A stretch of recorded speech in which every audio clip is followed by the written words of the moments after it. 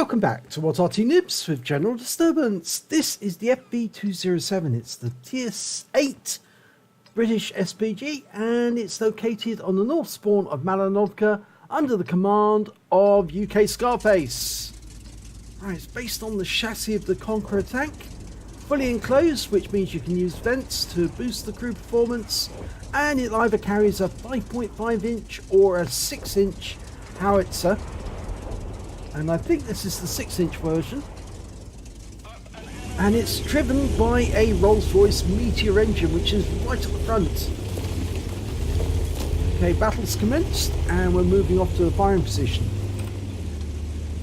Now, the alpha damage on this howitzer, the 6-inch, is 700 hit points. It's only got a penetration of 38mm though. 6-inch howitzer means 152.4 millimeters, and we're just adjusting our position. I'm going to shoot from this set of bushes here, and we're looking at the enemy, and we started off by looking at the southwest corner of the enemy area, and there's an object 257 been spotted. This is a tier 10 game, 357 matchup, rounds out on the 257, goes long. The 257's been badly damaged, so I think a splash hit should be able to take him out. That round must have been close, but he's gone out of sight. So the next target's going to be a Batchat 25 ton, and we're indicating that target to our teammates. We're almost loaded, rounds out. He's pulling forward, and he just misses the majority of that splash. Still got 57 hit points, and he was stunned, so we picked up some stun assist. And that round came in from our teammate in the M5355, and he was taken out. Now, looking at that 257 again, but more pressing issues is right at the top of the hill. And we're targeting the top of the hill, and we've indicated that to our team by marking the ground where we're looking. And an FV207 has been seen, and we got a splash on him. 442. Now the FV207's got that 183mm gun. It's a very dangerous tank destroyer. And there's a Carnarvon up there with him. So we're lining up a shot on the Carnarvon at the moment. But with a bunch of tanks like that together, if we fire at one, we might hit one of the others as well. We're round out on the Carnarvon. Direct hit.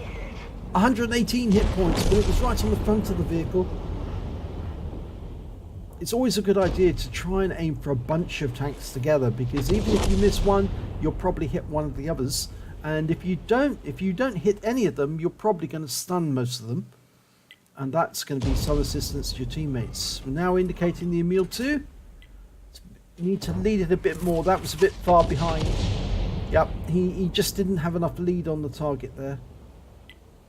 Got to remember this is some distance away, so the lead is about 1 to 2 seconds flight time, and that was around from the M5355, and it stunned the Carnarvon and the Emil. We're almost loaded. Next target's the T57 Heavy, and that's a direct hit on his rear for 273. But unfortunately we lost the Object 430U because he was just being hit by too many tanks all at once, and that T57 Heavy, well, that 120mm gun on that tank can literally rip a tank apart in just 4 shots. In fact, there's nobody at the top of the hill to spot for us now, so we've no idea where the enemy is, and that shell may have been wasted.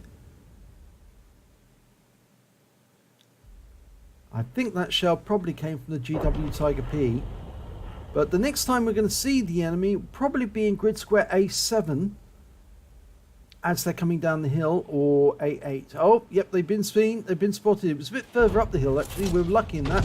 And we fired around in at the Carnarvon, but it just fell too short to do any damage. And that T54 is being massively hit. I think he's been tracked. Well, we're going to go for the Carnarvon. We're not ready to shoot yet though. he's stopped at those rocks, using them for cover to go hull down. Okay, line up a shot, rounds out, should hit the front of him. Will it land him right in front of him for 173? But we've got some stun assist off it. The T-54 is dead. Still no sign of the T-57 Heavy.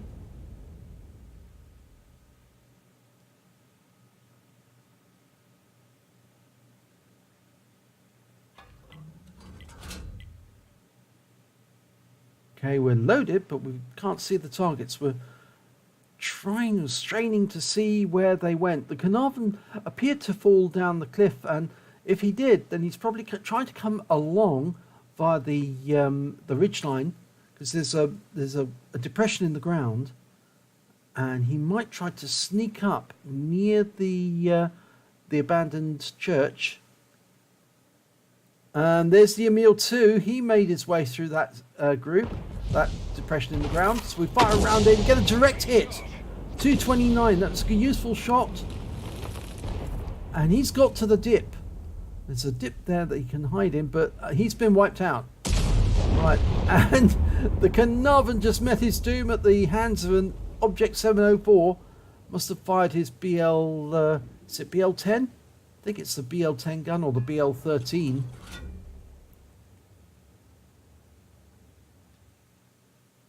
The T-57 Heavy has finally been seen. He was very slow to get down here. I think he must have gone to the cliff edge to shoot down, but he's finally decided to come this way. And that's a direct hit right into his side, 280. And he's now being plastered with shells after that, so he picked up a load of stun assist. He's been tracked. And he's been killed. The Tiger 2 got him. Right, well, we're one up on the enemy at the moment, but they've managed to get a Nudes up. And, oh, he made just a huge mistake appearing near a Jaegeru, who then proceeded to wipe him out very, very quickly indeed. Their Pershing's turned up, and he's actually in the dip, but he's fallen back down into it because, obviously, he was receiving fire.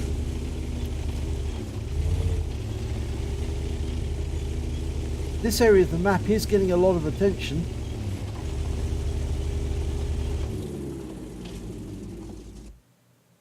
And I have the feeling that UKSkaface decided to move out of the bush, mainly because he was concerned that the bush might be the most obvious target, and if anyone was to see the tracer coming out of the bush, then they would have immediately assumed that, yes, there was somebody in the bush and fire at it.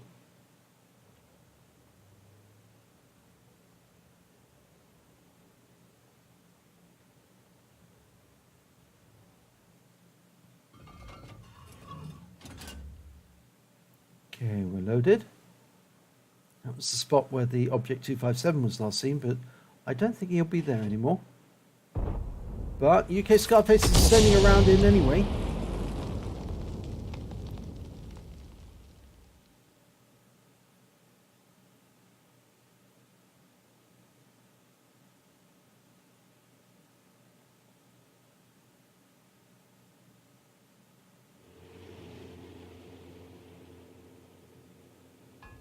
Tiger 2's moving out to try and see if he can find that Pershing. Ah, there's an ISM. Okay, he's on the center line, spotting, round out, and it's a direct hit right on the front. 280 hit points, and he's being hit by other shells.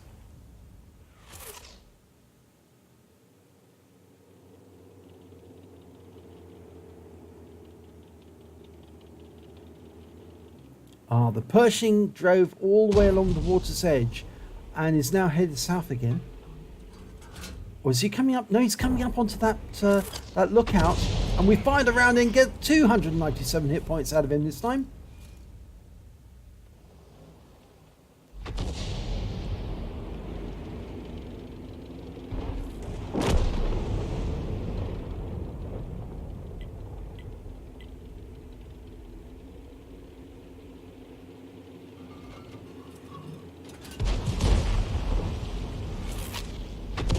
And that landed in front of the Pershing, so it's just stunned him. It's always important to remember on that particular position that you're actually firing onto the top of the hill. Oh, that was explosive. Enemy Tiger 2. Well, in fact, the enemy just killed our Tiger 2. In fact, it was the 257 that we hit earlier at the beginning of the map, beginning of the game, that did that. Yes, if you're firing onto that hill, you need to remember that the slope's going down afterwards. So if you fire it, you might need to adjust for the fact that obviously the target is going to be slightly a little way down the slope as they pull back. On the south side, we've got an ISU 152. Over here, there's the Pershing. He's gone to the spotting bush. But he has been seen, and I think he realises that his sixth sense has gone off. He's actually pulling back, and that went long. I get the feeling UKSkaface aimed behind him, thinking he was going to pull back, but he actually pulled forward. Okay. Now that was the tracer from one of the enemy arties, and I think he's in that bush there. And there's the other one, the FV207, and he's just been killed. Now there's two other arties, a 212A and a GW Tiger P. It was a GW Tiger P in that bush.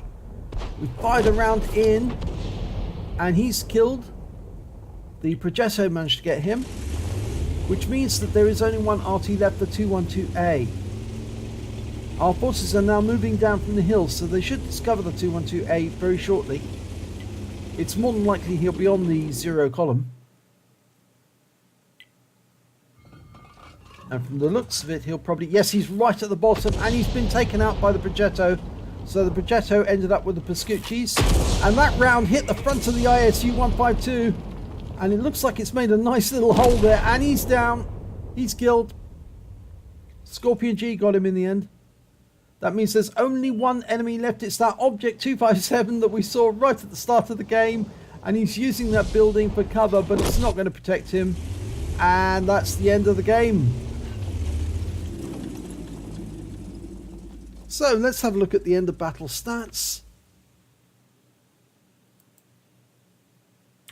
And it's an Ace Tanker for UKSkaface in the FV207. In fact, it's the first Ace Tanker he's had in this vehicle because it's got the scrolls underneath. And he also picked up a Bruiser medal for getting at least 5 critical hits. He managed to get 11. And a Confederate medal for hitting more of the enemy than anyone else. In fact, he didn't get any kills at all, but he did certainly hit a lot of the enemy. So let's have a look at the team score. Well, you can see on this that he actually scored the third highest amount on his team. Not the highest amount of damage in the game. That was the Object 704, managed 3,055 hit points.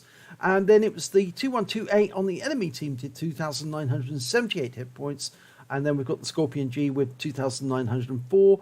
UKSkaface managed 2,269 hit points of damage and picked up that Confederate.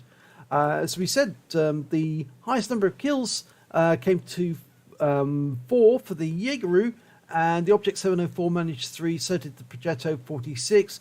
UKSkaface didn't manage any at all, I'm afraid, in that game, but as I said, he did damage a lot of the enemy and allowed a lot of stun damage, and that's why on the...